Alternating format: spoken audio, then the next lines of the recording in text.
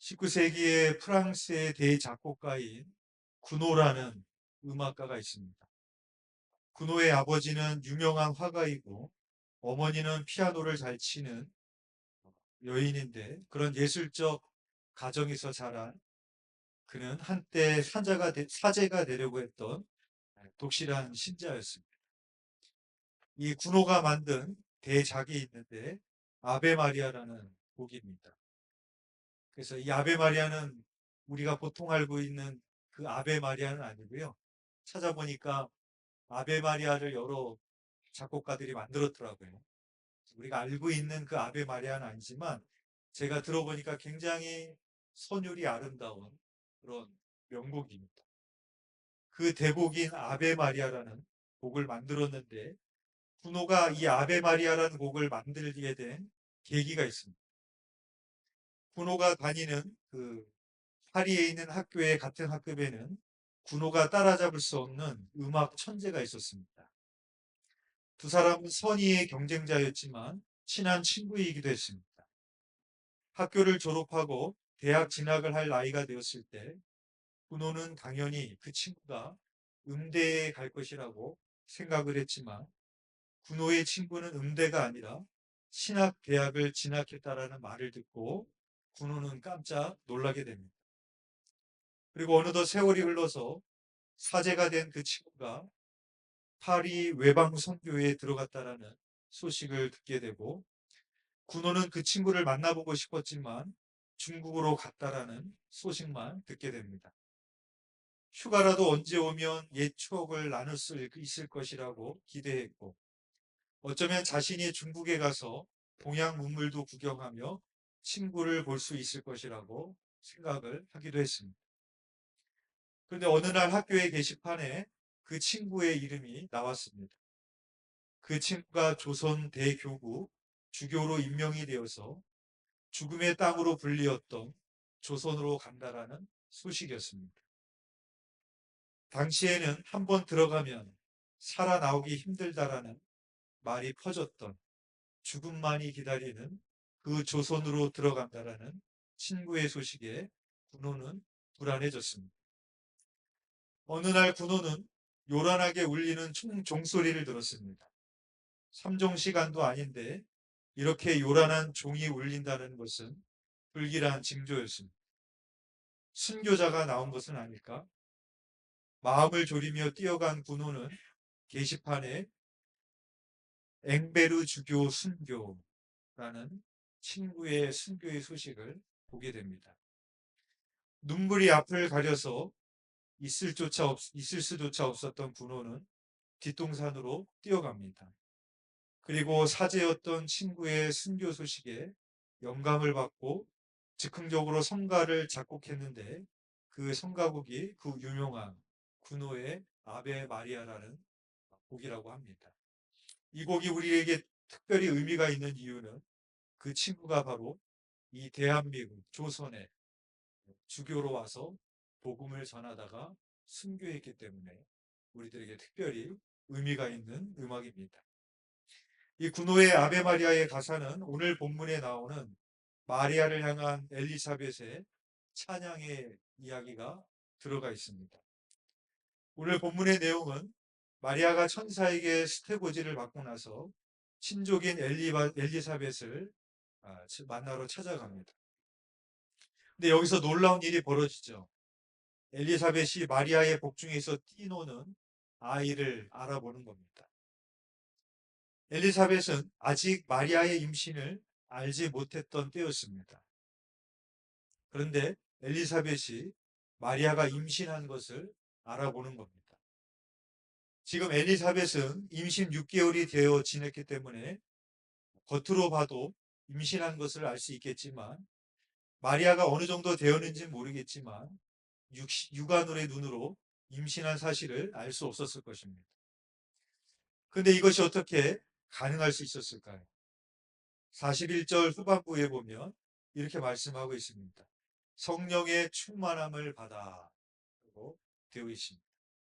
즉 성령님께서 깨닫게 해주신 것입니다. 엘리사벳은 성령의 충만함을 받아 큰 소리로 여자 중에 내가 복이 있도다. 내 태중의 아이도 복이 있도다 하며 찬양하고 축복을 합니다. 근데 세상적인 관점으로 보면 정말로 마리아가 복이 있는 인생입니까? 정혼한 여인이 아이를 갖게 됐다는 것은 곧 돌에 맞아 죽어야 되는 그런 비참한 상황이었습니다.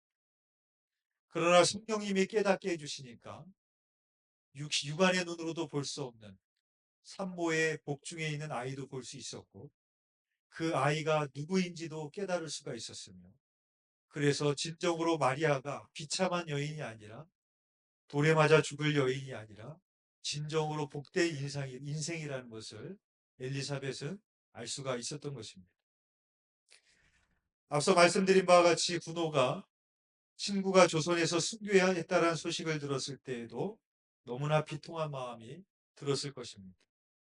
그러나 성령님이 주시는 감동으로 아베 마리아라는 대곡을 만들게 됩니다. 엘리사벳이 마리아의 복중에 있는 아기를 보았던 것처럼, 그리고 마리아의 인생이 비참한 인생이 아니라 복된 인생이라는 것을 알게 되었던 것처럼, 군호의 마음에도 성령님의 감동으로 친구의 죽음이 비참한 인생처럼 보였지만 그의 인생이 참으로 복된 인생이라는 것을 깨달아서 만든 곡이 아닐까 생각이 되어집니다. 그렇다면 어떤 사람이 정말로 복된 사람일까요? 오늘 보면 45절에서 이렇게 말씀을 합니다. 주께서 하신 말씀이 반드시 이루어지리라고 믿은 그 여자에게 복이 있도다 라고 말하고 있습니다. 어떤 사람이 정말로 복된 사람일까? 주님이 하신 말씀이 반드시 이루어진다고 믿는 사람이 복된 사람입니다. 엘리사벳은 이미 하나님의 말씀의 성취를 경험했습니다. 천사를 통해서 자신의 남편에게 말씀하신 스테보지가 현실로 나타난 것을 경험했고, 남편 사가랴도 하나님의 말씀대로 벙어리가 되는 것도 목도했습니다.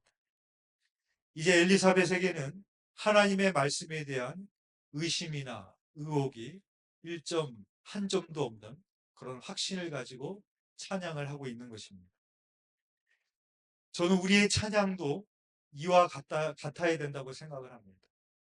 우리의 찬양이 단순히 어떤 노래를 부르는 것이 아니라, 그냥 우리의 입에서 나오는 소리가 아니라, 내가 부르는 찬양이 나는 그 말씀 그대로, 그 찬양의 가사 그대로 되어질 줄 믿습니다.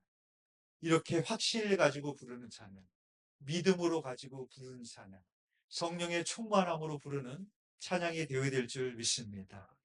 때로는 내 인생의 고난의 의미를 알 수 없지만 하나님 앞에 찬양으로 나아갈 때 그 찬양의 가사를 통해, 또 성령의 충만함을 통해서 그 뜻을 깨닫게 해주시는, 그 하나님이 주시는 찬양, 기쁠 때만 감사할 때만 부르는 것이 아니라 비통하고 힘들 때도 하나님 앞에 나아갈 수 있는 찬양, 그것이 바로 참으로 복된 찬양인 줄 믿습니다.